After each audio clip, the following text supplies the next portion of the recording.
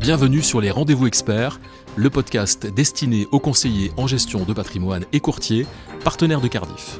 Nous allons parler de Private Equity. Nous allons le faire avec Elong Gong. Alors Elong, il est chargé de l'ingénierie de produits financiers chez BNP Paribas Cardif. Le rôle d'Elong, c'est un petit peu de vous parler de Private Equity, mais aussi de démystifier un peu le Private Equity. Bonjour Elong, comment ça va ? Bonjour Gilbert. En forme ? Oui. Oui, très bien. Alors Elong, je l'ai dit, donc démystification à la fois du Private Equity, mais aussi on va faire un rappel de tout cet environnement, parce que c'est important. Je vous laisse la parole pour cette présentation, Elong. C'est à vous. Merci. Bonjour, j'ai le plaisir de vous présenter le capital investissement, le Private Equity en anglais. C'est une classe d'actifs à part entière.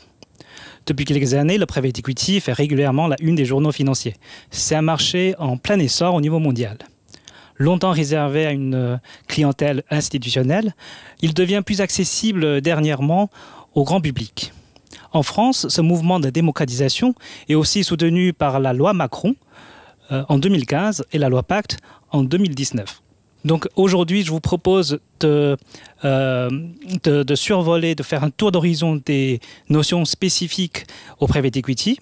Et ensuite, nous allons voir comment fonctionne un fonds de Private Equity et comment le Private Equity s'articule avec l'assurance vie. Alors d'abord, comment le Private Equity est défini ? C'est tout simplement la prise de participation en capital dans des entreprises non cotées dans le but de financer leur démarrage, leur développement ou leur cession de transmission.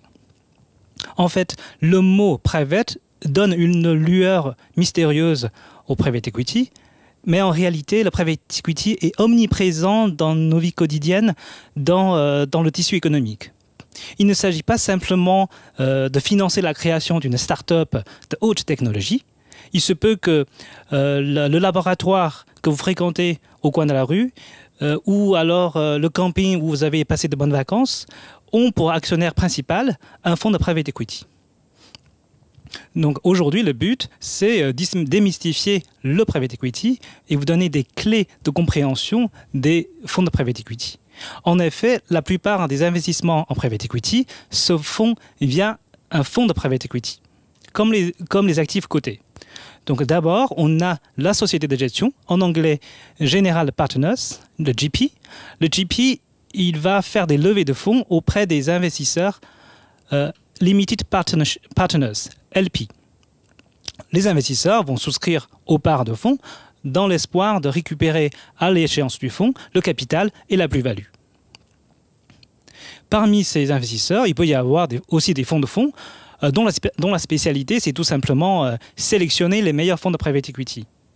Donc la société de gestion GP et les investisseurs les LP, ils vont investir tous ensemble, en même temps, au fond de Private Equity, dans l'objectif d'aligner le mieux possible leurs intérêts.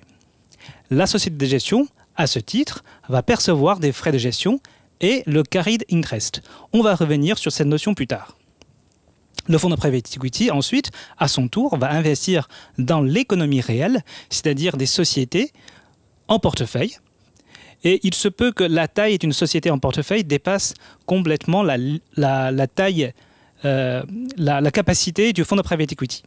Parce qu'un fonds de Private Equity a toujours une taille cible. C'est le cas dans le schéma de la compagnie numéro 3. Et dans ce cas-là, il se peut que la société de gestion passe un coup de fil à des investisseurs qu'elle connaît bien pour que ces derniers co-investissent dans cette société numéro 3 via un fonds ad hoc, donc un fonds qui est monté spécialement pour ce co-investissement. Et ce fonds aura une seule participation, bien sûr, c'est la société numéro 3. Au sein de la société de gestion, en général, il y a aussi une équipe d'experts constituée des anciens industriels qui connaissent très bien les différents secteurs économiques. Donc, ils sont là pour accompagner ces sociétés en portefeuille, partager avec eux des avis, des conseils avisés, partager avec eux leur expérience et leur carnet d'adresses. Un fonds de Private Equity n'a pas vocation à rester éternellement dans des sociétés en portefeuille, bien sûr. Son objectif, c'est avec une capacité financière limitée, financer et épauler les sociétés en portefeuille sur une durée limitée afin de dégager de la valeur.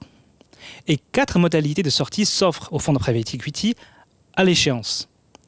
La plus connue, c'est l'introduction en bourse, IPO. La plus répandue peut-être, c'est la cession à un industriel. La troisième possibilité, c'est la cession à un autre investisseur. Et enfin, la quatrième possibilité, cession à l'équipe de management. Maintenant, nous allons voir le marché de private equity. Alors d'abord, qui sont les investisseurs? Ce sont essentiellement des investisseurs institutionnels, assureurs, family office, fonds de pension, caisses de retraite, etc. Regardons le schéma de gauche. Ce schéma met en perspective l'expansion de 2 marchés, le marché de private equity et le marché des marchés cotés, des actifs cotés. Si les deux partent du même point hypothétique en l'an 2000, on voit qu'en 2007, le marché de private equity a connu une accélération fulgurante par rapport au marché coté. Et qu'en est-il de la collecte au niveau mondial? Alors les 3 régions les plus dynamiques en termes de collecte, c'est l'Amérique du Nord, l'Europe et l'Asie. Quid du marché français? La tendance en France suit un peu la même tendance que le reste du monde. Il est à souligner qu'en 2019, presque la moitié des collectes ont dépassé 1 milliard d'euros. Cela témoigne d'une situation de concentration chez quelques grands acteurs. Regardons de plus près le métier de private equity. Le private equity intervient à différentes étapes de la vie d'une entreprise. D'abord, au moment de la création. C'est tout en bas à gauche, on parle de capital risque. Au moment, à l'occasion d'un projet de développement, on parle de capital développement. En cas de crise, capital retournement. Ou alors, lors de la cession, de l'acquisition, transmission d'une entreprise, on parle de capital transmission. Et capital transmission est justement le segment le plus important. Le capital transmission est souvent associé à des opérations de levier. En effet, le rachat d'une entreprise peut avoir recours à l'endettement. En anglais, on parle de leverage buyout, LBO. Donc concrètement, comment ça se passe? Regardons le schéma de droite. Donc un fonds de private equity, au lieu d'investir directement en fonds propres dans l'entreprise cible, il va passer par un SPV, juste une coquille, une holding qui va acquérir l'entreprise cible. Le fonds de private equity va apporter du fonds propre au SPV et le SPV va consolider son bilan grâce au financement en dette bancaire ou dette privée. Pendant toute la phase d'investissement, l'entreprise cible va remonter des dividendes et ces dividendes vont servir, entre autres, à honorer ses intérêts. Maintenant, regardons de plus près comment fonctionne un fonds de private equity. D'abord, au niveau de format du fonds. En général, le fonds est fermé après la période de souscription pour une durée de 10 ans. Il existe aussi des fonds qu'on appelle des fonds evergreen. Ce sont des fonds qui ont une maturité 99 ans, donc qui sont tout le temps ouverts en permanence. On peut entrer et sortir en permanence. Par contre, au moment de rachat, en général, il y a le mécanisme de gate, donc des plafonds de rachat, qui permettent de limiter la sortie du fonds. Donc toutes les demandes de rachat qui dépassent le plafond de rachat vont être reportées à la VL prochaine, à la VL suivante. Et la vie d'un fonds de private equity peut se diviser en 4 périodes. D'abord, la période de souscription. À l'issue de cette période, on ne peut plus entrer dans le fonds. Le fonds est complètement fermé. Ensuite, la période d'investissement et de réinvestissement. Après, la période de pré-liquidation. Durant cette période, le fonds va commencer à céder des participations. Et enfin, la période de liquidation, qui a pour seul objectif de liquider le fonds et rembourser les investisseurs. Donc, il y a plusieurs notions, plusieurs termes spécifiques au private equity. D'abord, certains termes concernent l'investisseur. Le mot engagement. En effet, au moment de souscription, l'investisseur s'engage à investir X millions auprès du fonds. Et ensuite, le fonds la société de gestion va faire des appels de fonds au fur et à mesure qu'elle identifie des participations intéressantes à inclure dans le portefeuille. c'est ce qu'on appelle des appels de fonds.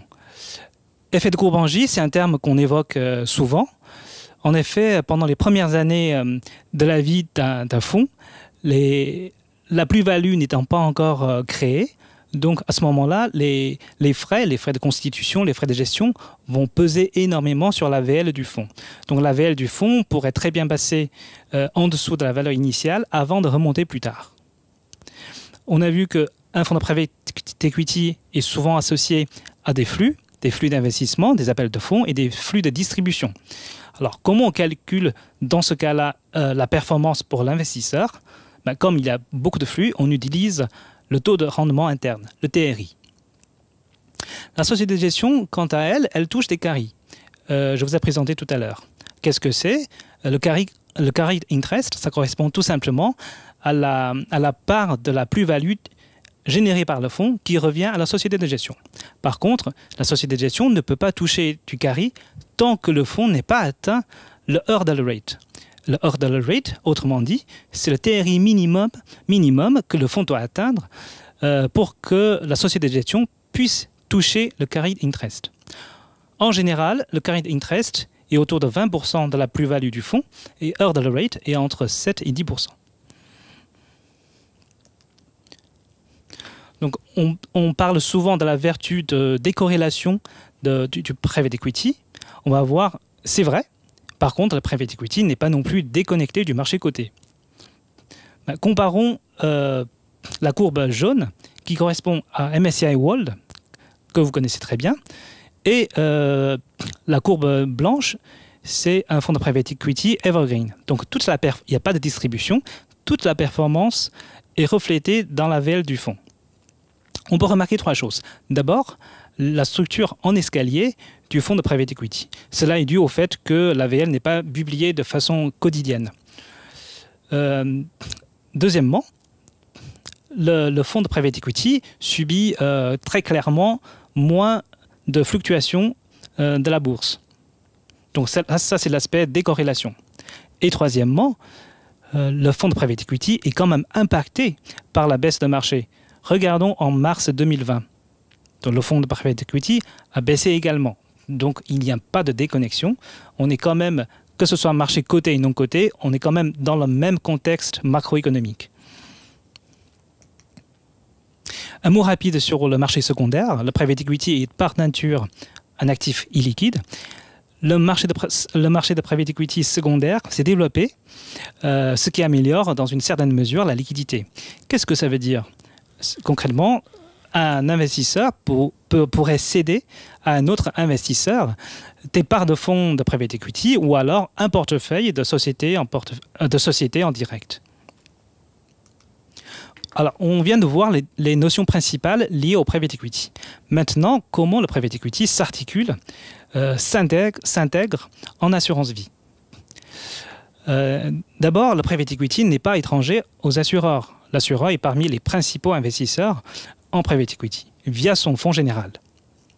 Ensuite, la démocratisation du private equity en UC a démarré plus exactement en 2015, grâce à la loi Macron, qui a permis la sortie en titre, donc qui a amélioré la liquidité de private equity en UC. Et grâce à la loi Pacte en 2019, qui a élargi le périmètre des fonds éligibles à des fonds professionnels, mais avec des conditions. On voit bien ici qu'il y a une volonté du gouvernement français de d'abord orienter l'épargne des Français vers l'économie réelle et deuxièmement de faciliter l'accès au capital investissement pour les personnes physiques. Donc les fonds de private equity en assurance vie, en UC, sont en général structurés spécifiquement pour le besoin en UC. Qu'est-ce que ça veut dire? Sur le plan juridique, ces fonds sont forcément éligibles en UC selon le Code des assurances. Il y a plusieurs formats éligibles et aujourd'hui, ce qu'on voit, les formats les plus courants sont le FCPR, le Fonds commun de placement à risque, et la Société de libre partenariat, la SLP. Et ces fonds, en général, n'ont qu'un seul appel de fonds, parce que gérer des appels de fonds successifs auprès des personnes physiques, c'est très très compliqué. Et la publication de VL est plus fréquente pour ces fonds de private equity en UC parce que les assureurs ont besoin de valoriser régulièrement les contrats d'assurance vie. La liquidité, c'est un sujet clé bien sûr pour le private equity. En assurance vie, elle est soit assurée par l'assureur, donc là c'est le fonds propre de l'assureur qui se met en face, soit par le fonds lui-même, dans une certaine mesure. Je vous ai expliqué que le fonds Evergreen, souvent, comme ils n'ont pas de maturité, donc les investisseurs peuvent en sortir, mais sous condition de plafond de rachat. Et la liquidité peut aussi être offerte par la sortie en titre. Je vais terminer sur les avantages et les risques associés au private equity en UC. D'abord les risques. Le risque de perte en capital. Donc c'est un placement risqué quand même, parce que le rendement est conditionné par la croissance des sociétés en portefeuille et la perspective de croissance n'est jamais certaine. Le risque d'illiquidité. Ce qu'on vient de voir, la liquidité est soit offerte par l'assureur, soit par le fonds lui-même sous condition, soit par la sortie en titre. C'est en fonction de chaque offre. Et enfin, le risque est lié à la valorisation des sociétés en portefeuille. Les sociétés en portefeuille sont valorisées moins fréquemment selon certaines méthodologies et avec des délais de remontée d'informations des sociétés en portefeuille. Quels sont les avantages ? Diversifier son placement. Le private equity permet d'obtenir des rendements réguliers et attractifs dans ce contexte de taux bas. Ça permet de réduire la volatilité grâce à la décorrélation par rapport au marché boursier. Et à la fin, investir dans une UC de private equity, ça permet d'accompagner et de favoriser le développement des entreprises. Donc avoir un impact direct dans l'économie réelle. Merci en tout cas Elong d'être venu jusqu'à nous cet après-midi et merci à vous d'avoir écouté les Rendez-vous Experts. Si vous avez aimé l'émission, n'hésitez pas à la partager avec votre réseau, à donner des étoiles. N'hésitez pas non plus à nous faire part de vos remarques, de vos questions, mais aussi des sujets que vous aimeriez voir abordés sur les Rendez-vous Experts.